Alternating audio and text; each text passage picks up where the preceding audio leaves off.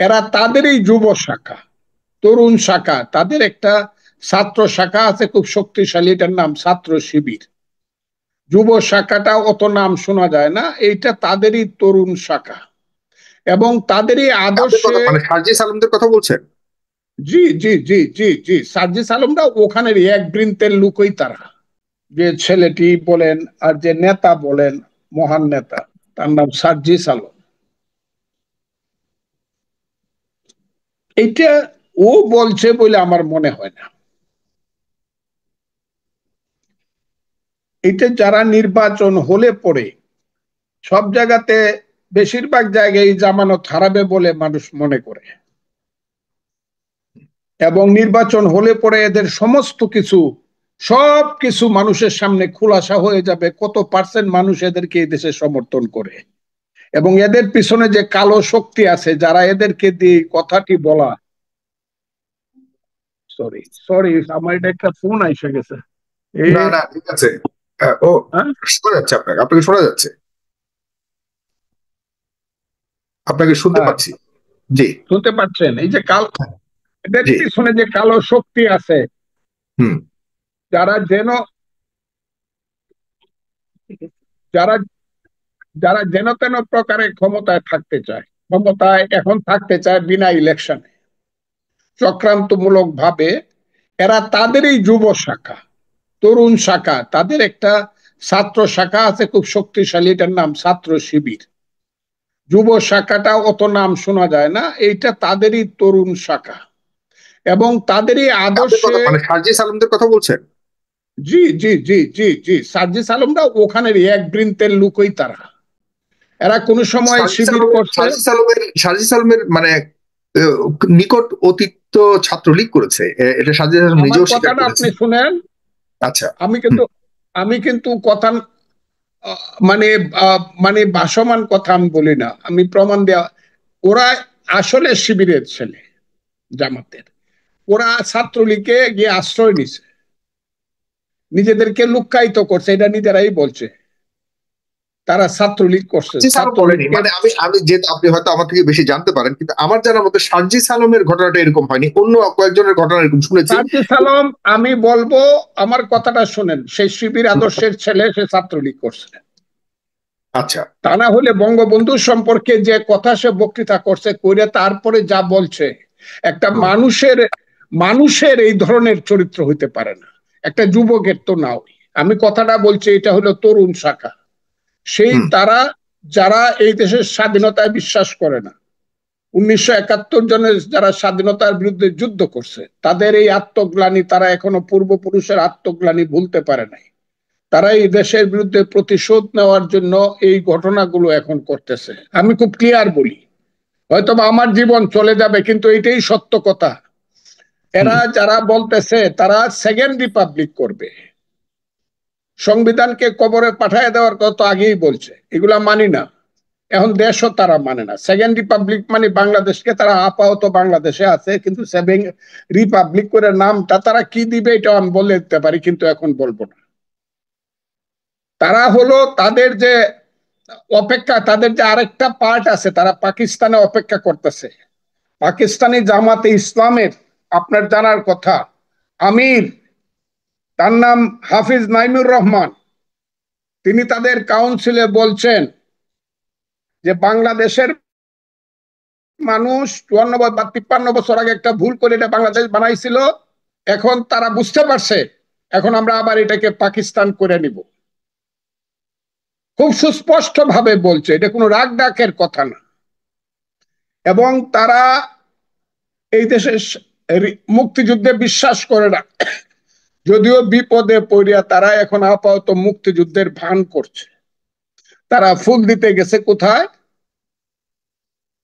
স্মৃতিসৌধে, তারা গেছে রায়ের বাজারে। হুম। সবগুলো এদেরকে ধন্যবাদ, কিন্তু এটা এদের বিশ্বাসের অঙ্গ না। এটা মানুষকে, এখন আমি খুব ক্লিয়ারলি বলবো, কিন্তু এটা আপনি এটা আপনি মানুষ। কিভাবে, এটা কিভাবে বলছেন? আমার একটু কনফিউশনে আছে, আমি একটু বেশ কনফিউশনে আছি, কারণ হাসনাত আব্দুল্লাহ সেও কিন্তু একদম ছাত্রলীগ ছাত্রলীগ করা ছেলে বলতে কি, মানে সে ছাত্রলীগ নেতাদের সাথে তার বেশ অনেক সুন্দর সম্পর্ক ছিল পুরো ভার্সিটি লাইফ জুড়েই তারা ছাত্রলীগের নেতাদের সাথে তাদের রাজনৈতিক অতীত, নিকট অতীত এবং সার্জিস আলমের নিকট অতীত, কিন্তু শিবিরের সাথে কোনো ছবি কিন্তু এই পর্যন্ত দেখিনি বা ওরকম কোনো কথাও শুনিনি। এটা মানে আপনি কি বলছেন আদর্শিক ভাবে বিশ্বাসী শিবির, এই কারণে এটা মনে করছেন? কিন্তু কি তারা সবই শিবিরের আদর্শে বিশ্বাসী বা জামাতের আদর্শে বিশ্বাসী লোক। এরা বাংলাদেশ এটা প্রমাণটা কিভাবে পাচ্ছেন? প্রমাণটা হলো এরা 47 আর 24 সারা 6 মাস পর্যন্ত কোনো কথা বলে নাই, 71-কে তারা স্বীকার করে নাই। এটার কারণ হিসেবে আমি যদি আমাকে একটু যদি ইয়ে করেন, নাহিদ ইসলাম আজকে যেটা বলেছে, ফজলুল নাহিদ ইসলাম বলেছে যে অন্তর্বর্তীকালীন সরকারের কাছে জুলাই অভ্যুত্থান এবং গত 15 বছরের হত্যাকাণ্ডের সঙ্গে জড়িত ব্যক্তিদের বিচারের দাবি জানানো দিয়েছেন। তিনি বলেন, বিচারের পর সংস্কার কার্যক্রম করে জাতীয় ঐক্যমত কমিশনের সঙ্গে জাতীয় সংগ্রহ না সরি এটা এখানে আচ্ছা এখানে লিখেছে, বলেছে সে আজকে যে পুরনো সংবিধান ও পুরনো শাসন কাঠামো রেখে একটি নতুন বাংলাদেশ বিনির্মাণ সম্ভব নয়। কেবল সরকার পরিবর্তন করে জনগণের কল্যাণ ও প্রকৃত গণতন্ত্র বাস্তবায়ন সম্ভব নয়। তিনি বলেন, 24-এর যে গণ অভ্যুত্থান হয়েছে, ছাত্র জনতা রক্ত দিয়েছে, তাতে কেবল সরকার পরিবর্তন নয় বরং শাসন কাঠামো ও সাংবিধানিক পরিবর্তন করে নতুন একটি বাংলাদেশের যাত্রা শুরু করতে চায়, যেখানে প্রকৃত গণতন্ত্র, ইনসাফ ও সাম্য নিশ্চিত করা হবে। যেটি 1971 সালে মুক্তিযুদ্ধের পর বারবার তিনি মনে করেন যে গণতন্ত্র ভেঙে পড়েছে, গণতন্ত্র সঠিকভাবে কাজ করেনি বলেই এখন নতুন বাংলাদেশ বিনির্মাণ গণতন্ত্রকে পুনর্নির্মাণ করবার জন্য এখন চেষ্টা হচ্ছে। এই জায়গাতে এই মতের সাথে আপনি দ্বিমত কিনা? 71 সনের 71-এর পরে 53 বছর অনেক খারাপ সময় ছিল, অনেক ভালো সময় ছিল, ভালো মন্দে মিলিয়া 53 বছর গেছে। ভালো মন্দে মিলে গেছে বলে এই 750 কোটি টাকার বাজেট এখন 7.5 লাখ কোটি টাকা হয়েছে। কাজে এইগুলা হলো অকৃতজ্ঞতার প্রমাণ। কিছুই স্বীকার না করা, অকৃতজ্ঞ। এদের মনে ভিন্ন চিন্তা আছে এবং সেই চিন্তাটা হলো এরা মুক্তিযুদ্ধটাকে অ্যাবলিশ করে দিতে চায়, এরা সংবিধানকে শেষ করে দিতে চায়, এরা কিচ্ছু ফাউন্ডেশন কিচ্ছুই স্বীকার করতে চায় না। এরা দ্বিতীয় রিপাবলিক থেকে শুরু করতে চায়। Not Bangladesh, not 72 constitutional, not leader of liberation war যারা ছিল, কাউকেই তারা স্বীকার করতে চায় না। তারা নিজেরা লিডার 24 বানাইছে, তারা 47টা ফেল করছিল বলে এখন তারা 24-এ আসছে। এই কথাটা আমার বিশ্বাস, যদি তারা ভুল প্রমাণ করতে পারে, আমি তাদের প্রতি সাংঘাতিক ভাবে আমি তাদেরকে দোয়া করবো, আল্লাহ তাদেরকে শতায়ু করো এবং আমার ছেলেরা দেশ গড়ুক। কিন্তু তারা মুক্তিযুদ্ধের পক্ষে, রিয়েলি 71-এর পক্ষে এই জিনিসটা এখন পর্যন্ত বরং মাঝে মধ্যে একা মুক্তিযুদ্ধের কথা বলে মানুষকে বিভ্রান্ত করার জন্য বলে আমার মনে হয়।